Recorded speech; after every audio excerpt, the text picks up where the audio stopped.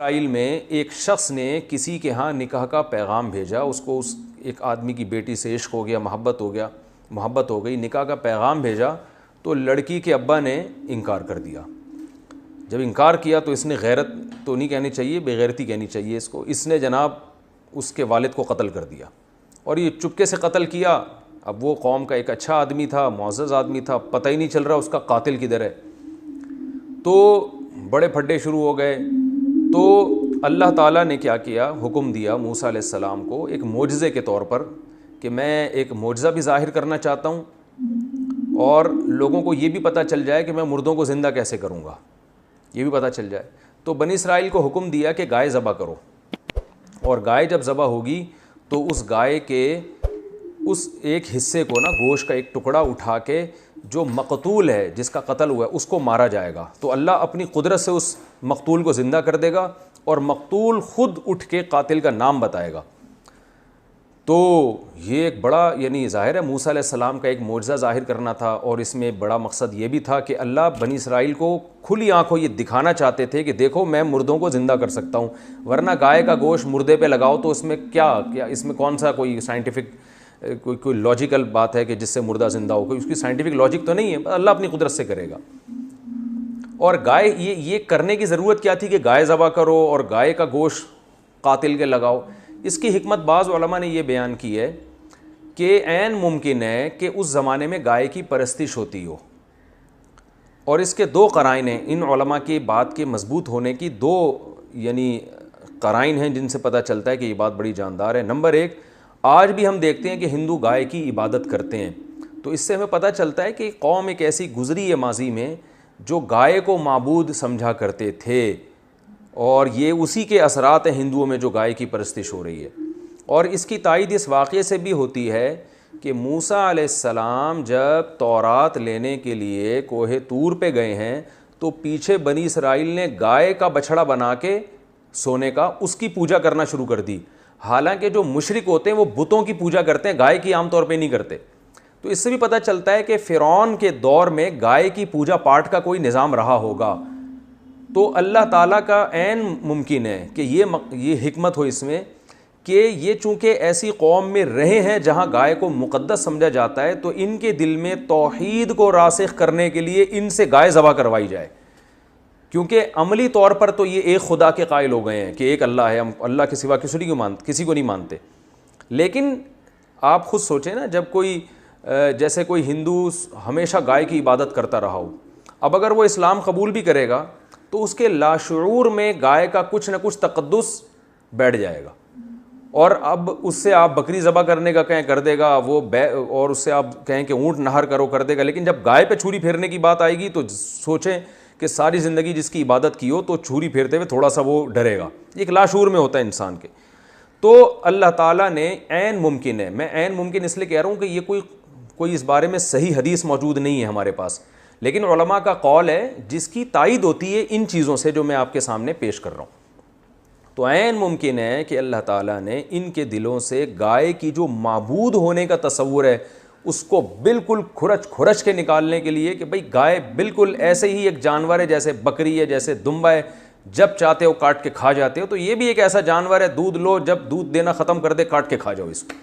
ویسے کسی کو اپنی گائے سے محبت ہو جائے تو وہ ایک الگ بات ہے، وہ اس میں نہ کاٹ کے کھائے۔ ویسے جب ہم جانور پالتے ہیں محبت ہو جاتی ہے تو وہ تو بلی سے بھی ہو سکتی ہے، کتے سے بھی ہو جاتی ہے لوگوں کو، اور بکری سے بھی ہو جاتی ہے، اس میں گائے کی تو کوئی خاصیت نہیں ہے نا، تو وہ ایک الگ بات ہے۔ لیکن نارملی گائے کو مقدس سمجھ کے نہ کاٹنا یہ اسلام کی تعلیمات کے بالکل خلافی ہے، اس میں شرک کا شائبہ ہے۔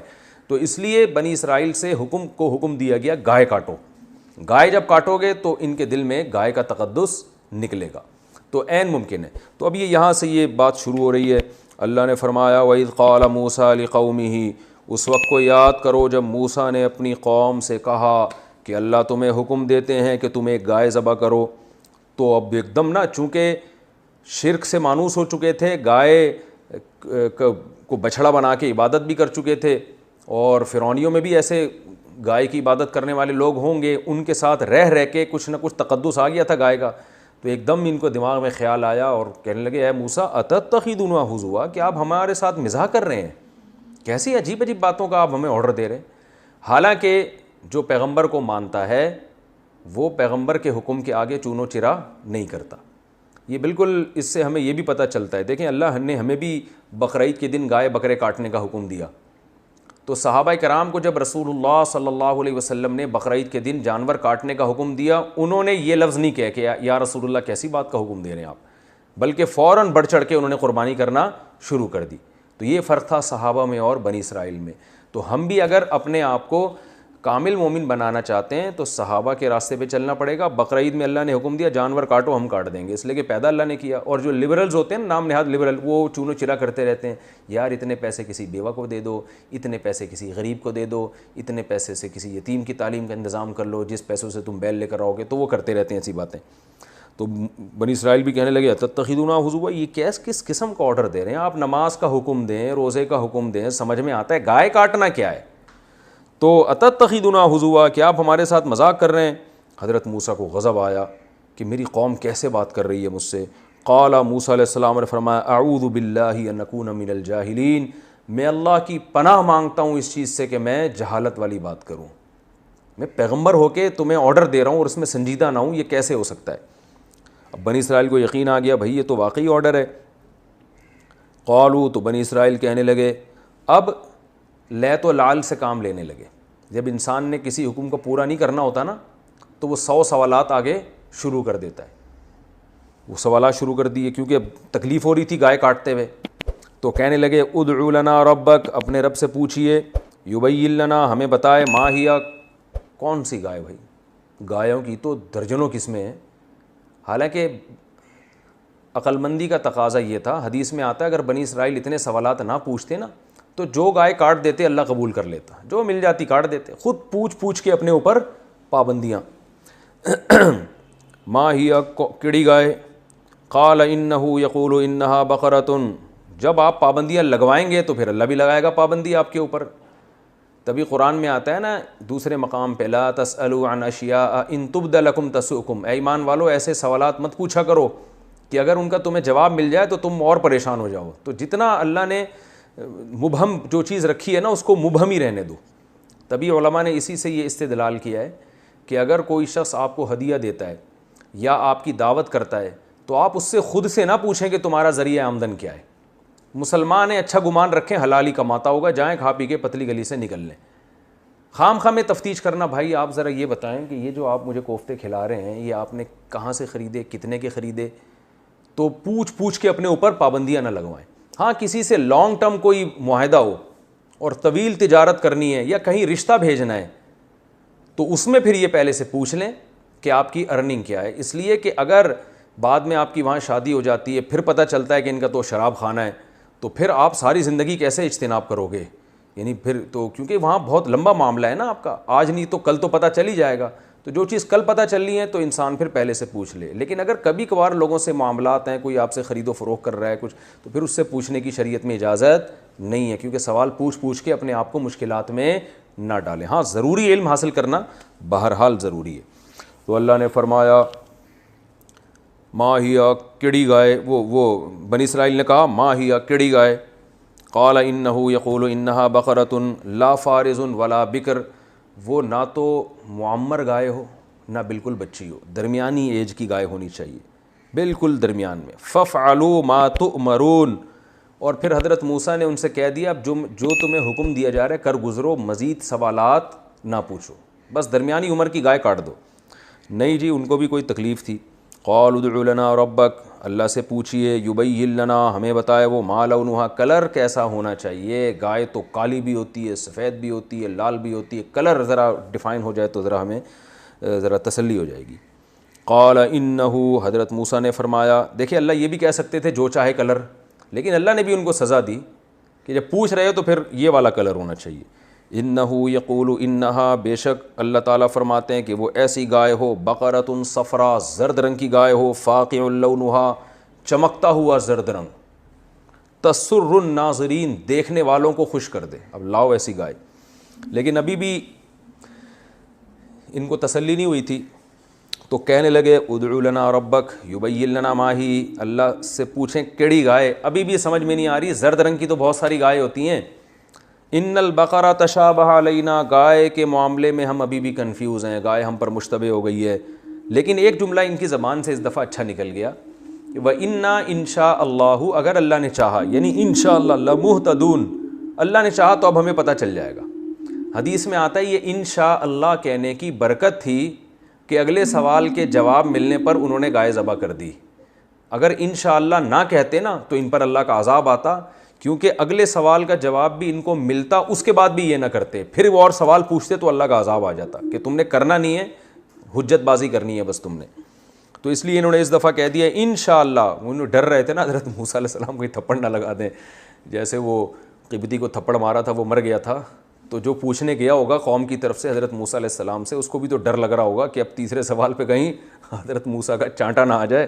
تو اس لیے اس نے کہا اے موسیٰ آپ بس اب ایک بات رہ گئی ہے وہ بتا دیں، اور انشاءاللہ اب ہمیں پتہ چل جائے گا کون سی گائے، یعنی اللہ نے چاہا تو مزید سوال پوچھنے کی نوبت نہیں آئے گی. قال انہو، حضرت موسیٰ نے فرمایا کہ اللہ تعالیٰ فرماتے ہیں انہا بقرۃ لا ذلول، ایسی گائے نہیں جو مسخر ہو، یعنی ہل چلاتی ہو، تثیر الارض، جو زمین میں ہل جوتتی ہو، کیونکہ وہ اس گائے کا تو بیڑا غرق ہو چکا ہوتا ہے نا، جو بیچاری گائے دیکھیں نا جو ہلوں میں ہوتی ہیں، ایسی ہڈیوں کا انچر پنچر ڈھیلا ہو چکا ہوتا ہے ان کا. ولا تسقی الحرث، اور نہ وہ کھیتیوں کو پانی پلاتی ہو، کیونکہ اس پہ لاد کے ڈول جب رکھے جاتے تھے، ویٹ لفٹنگ کا کام اس سے لیا جاتا تھا، تو وہ بھی ظاہر ہے اس کا بھی انچر پنچر ڈھیلا ہو جاتا تھا. تو ایسی گائے نہیں ہونی چاہیے، گھر کی پلی ہوئی. جیسے ہم قربانی میں گائے لینے جاتے ہیں نا، لوگ بتاتے ہیں بھائی گھر کا پلا ہوا جانور ہے، بالکل بڑے ناز و نخرے سے اس کو کھلایا پلایا گیا، کام وام نہیں لیا گیا اس سے. تو اس ٹائپ کی گائے مسلمۃ لا شیۃ فیہا، ہر عیب سے پاک ہو، لا شیۃ فیہا، کوئی عیب نہ اس میں. قالوا، اب چونکہ ڈرے ہوئے تھے تو بہرحال مسلمان، ایمان تھا اللہ پر، تو کہنے لگے الآن جیت بالحق، اے موسیٰ ہون تسی صحیح بات کر دیو. الآن کا معنی کیا ہے؟ اب، رائٹ ناؤ کہتے ہیں نا انگلش میں. اب ہون، جسے پنجابی میں جو ہم نے سنا ہے، تلفظ میں گڑبڑ ہو سکتی ہے بھائی، ہون آپ نے صحیح بات کی ہے. فذبحوها، اللہ فرماتے ہیں انہوں نے ذبح تو کر دی گائے. وما کادو، کادا یکادو بہت قرآن میں آتا ہے، یاد رکھیں. کادا اصل میں کہیدہ تھا سمیع کی طرح، یکادو اصل میں یک یدو تھا. تو اس کا معنی ہوتا ہے سمیع یسمعو کی طرح ہے، اس کا معنی ہوتا ہے بہت جلد کوئی کام کر لینا، یعنی بہت جلد.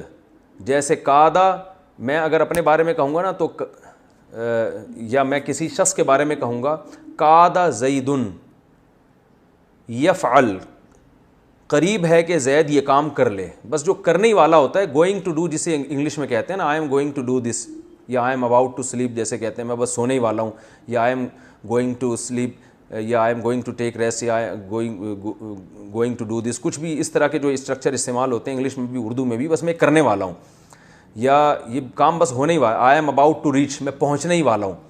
تو یہ ہے کادا یکادو کا مطلب. اور ما کادا کا مطلب یہ کام ہونے ہی نہیں والا ہے، یعنی اس کے الٹ کر دیں آپ اس کو. تو اللہ فرماتے ہیں وما کادو یفعلون، یہ ایسے تھے ہی نہیں کہ یہ کام کر لیتے، یعنی بجائے اس کے کہ یہ کام ہونے ہی والا ہے، بلکہ یہ کام ہونے والا ہے ہی نہیں، یعنی اس کے بالکل اپوزٹ ہے یہ. تو اللہ فرماتے ہیں یہ قریب تھا کہ یہ نہیں کرتے یہ کام، یعنی اس بات کے انتہا تک پہنچ گئے تھے کہ اب انہوں نے اگلا سوال پوچھ کے سوالات کا دروازہ ہی بند کر دینا ہے اور عذاب آ جاتا ہے، لیکن بس کر لیا انہوں نے، اللہ کی رحمت ہو گئی. تو یہ تھا 8واں رکوع.